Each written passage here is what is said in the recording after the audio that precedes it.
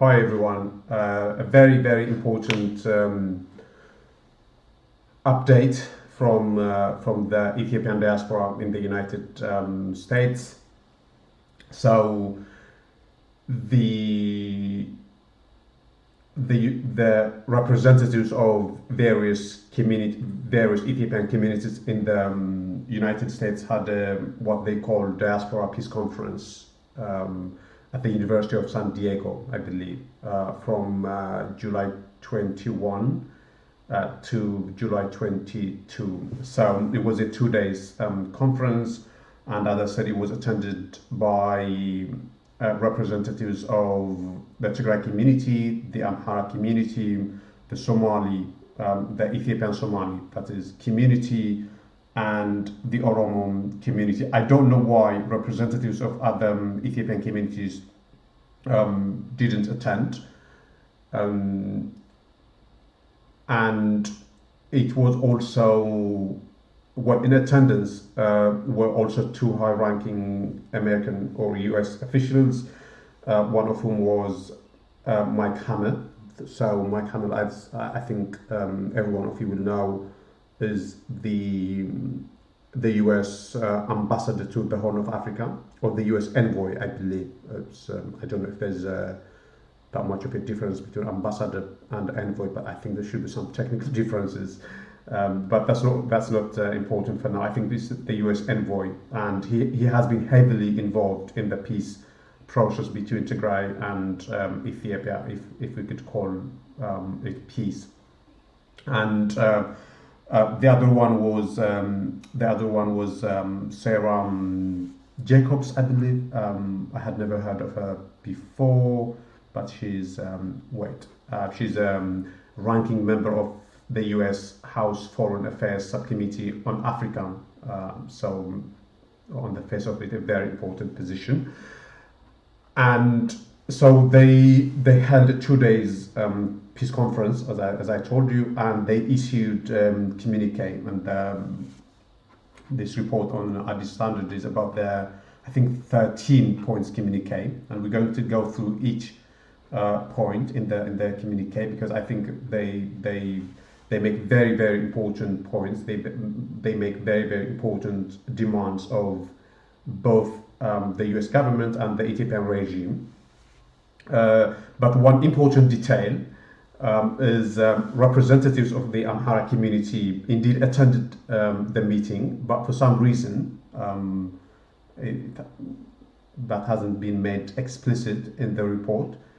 The Amhara representatives pulled out at the last minute, so the communique doesn't reflect apparently the views of the Amhara representatives. So it's not difficult why the Amhara representatives wouldn't have agreed to the 13 points here, and we will see later, I think point 11 or 12, why Amhara representatives might have taken exception to that. But generally, I think the broad outline is that representatives of four Ethiopian communities, Tigrayan community, Somali community, Oromo community, and Amhara communities held a 2 days peace conference at the University of San Diego in the United States, and they have issued a communique that doesn't include the views of the Amhara representative, because the Amhara representatives pulled out at the last minute. So the first point the representatives said is okay, where is it? Wait. They say that there should be accountability and transparency pertaining to crimes committed against civilians. The group calls for an international third party to carry out the work of human rights violations and achieve a credible transitional justice for all people of Ethiopia. So this is a very, very important point, because as most of you will have observed, the Ethiopian regime has been trying to brush aside the issue of justice by putting in place a very, very sham process called transitional justice that is managed locally by the very regime who is responsible for committing the most heinous crimes. So the representatives here are saying that there should be a third-party managed transitional justice process, and I think that's very important. And second point is they demand that Ethiopia Ethiopia and the other warring parties implement a comprehensive ceasefire and cessation of hostilities in the country, with special attention to an immediate ceasefire with the Oromo Liberation Army and with the Amhara regional forces. So they are demanding that there should be ceasefire among warring parties in Ethiopia, and there are many warring parties in Ethiopia. One is the Ethiopian regime versus the Oromo forces. Another is the Ethiopian regime versus the Amhara Fano. I think there's more noise than actual war between the two, but still there is some sort of unrest in the Amhara region.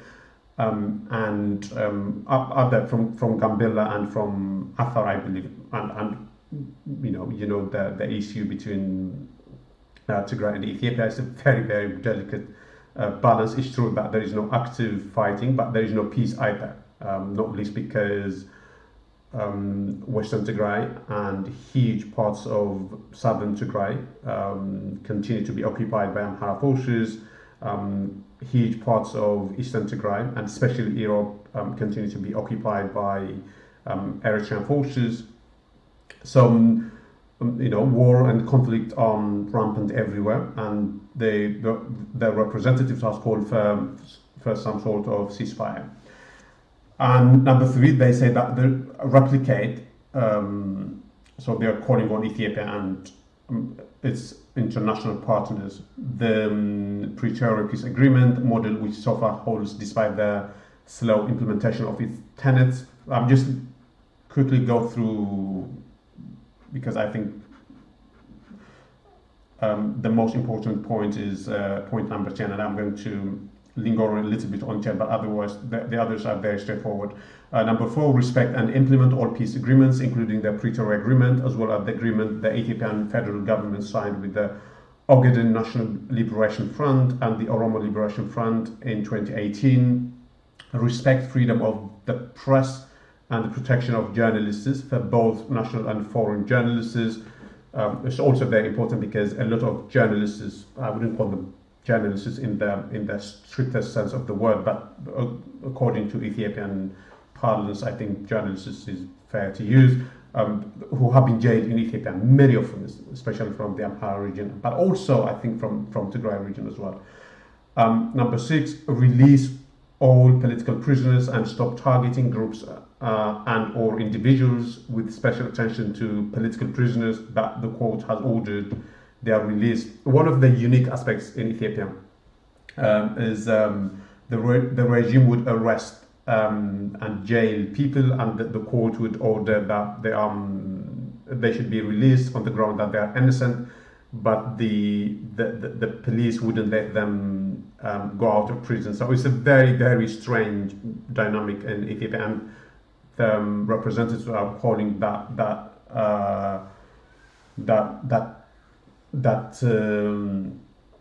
sort of abuse of human rights stop. Number 5, respect freedom of the press and protection of journalists for both national and foreign journalists. Number 7, bring back all internally displaced people to their homes in various regions and repatriate refugees as soon as possible. I think this mostly applies to Tigray. As I told you, hundreds of thousands of people from Western Tigray, Southern Tigray, Eastern Tigray have been put in extremely squalid concentration camps, and they are calling on the regime to return them to their places. Number 8, demarcate the boundaries of regions by following historical and legal documents. This is very interesting, and I don't quite know what exactly they mean, because, for instance, if boundaries were demarcated on the grounds of historical documents, place a lot of territories in Afar and a lot of territories in Gondar now and a lot of territories in Wollo would go to Tigray. So this would be in the best interest of Tigray if boundaries between regions were demarcated based on historical documents. Because in 1991, when the current arrangement was set up, a lot of territory that would otherwise have gone to Tigray was ceded to other regions because of some strange calculation there. But I'm not going to go there now. But I found that the representatives are saying that the demarcation should be based on historical documents rather than based on the constitution. Number 9. Strive to bring good governance, respect for the rule of law, and competent leadership, especially in the Somali region, where conditions have steadfastly deteriorated in the last 2 years. Number 10, very important, number 10, implement an immediate removal of Eritrean troops out of Ethiopia, particularly out of Tigray region, as well as demanding the withdrawal of regional forces from unlawfully occupied areas of other neighboring regions. So they don't name names here in terms of the regional forces, but I think primarily they mean Amhara forces who are roaming free in southern and western Tigray, and Eritrean forces who are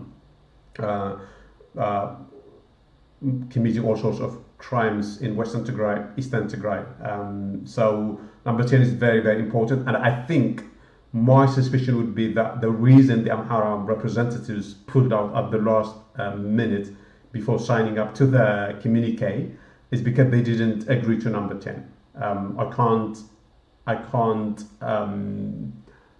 see any Amhara representative agreeing to that, but they should agree to that. It's grotesque that Amhara forces are illegally occupying a territory that is Tigray by every account, whether that is historical, whether that is based on constitution or based on ethnic composition of the residents.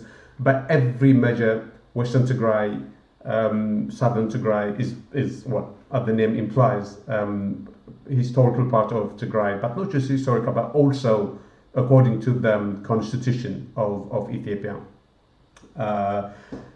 But my suspicion would be that the reason Amhara forces withdrew at the last minute is because of number 10.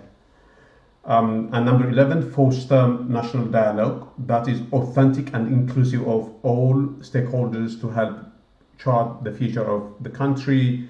Number 12, distribute international aid equitably to all parts of the country. Number 13, enforce targeted sanctions on the federal government of Ethiopia and its leaders responsible for the gross human rights violations. So these are the 13 points that constitute the communique. And I think that they have made very, very good points. So that is it. I thought I would bring you this update because I think it's very important, not least because I think this is the first time that representatives from across various communities and ethnic, well, I wouldn't say ethnic groups, but from various nations have come together and agreed on very, very important points. Although the Amhara forces didn't quite agree, but I think it's a matter of time before they face up to reality and learn to work together with other communities. And so that was that from me. Thank you for the listen, and bye-bye.